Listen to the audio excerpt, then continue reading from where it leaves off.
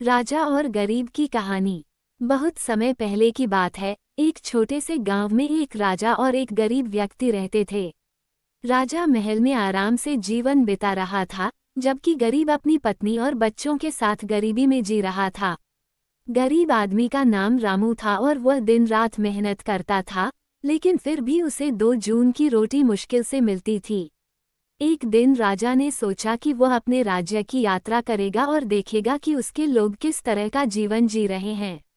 राजा ने खुद को सामान्य व्यक्ति की तरह ढांका और गांव की ओर चल पड़ा। रास्ते में वह रामू से मिला, जो खेतों में काम कर रहा था। राजा ने उससे पूछा, तुम क्या करते हो? रामू ने सिर झुकाकर जवाब दिया, हुजूर, मैं मेहनत मजदूरी करता हूँ ताकि अपने परिवार का पेट भर सकूं।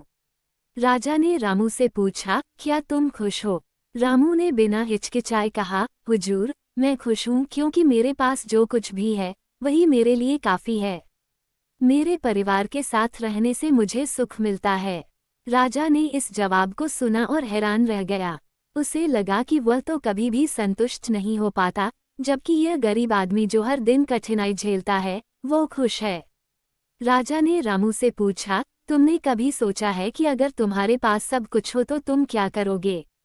रामू हंसते हुए बोला, अगर मुझे सब कुछ मिल जाए तो मैं सबसे पहले अपने जैसे गरीबों की मदद करूंगा, ताकि वे भी खुशी से जी सकें। राजा को ये सुनकर बहुत कुछ सोचने का समय मिला। वह समझ गया कि असली सुख धन या वस्तुओं में नहीं, बल्कि संतोष और दूसरों की मदद करने में है।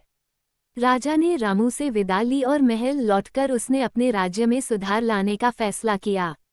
उसने गरीबों के लिए बहुत सारे योजनाएं बनाई और उन्हें खुशहाल बनाने की कोशिश की।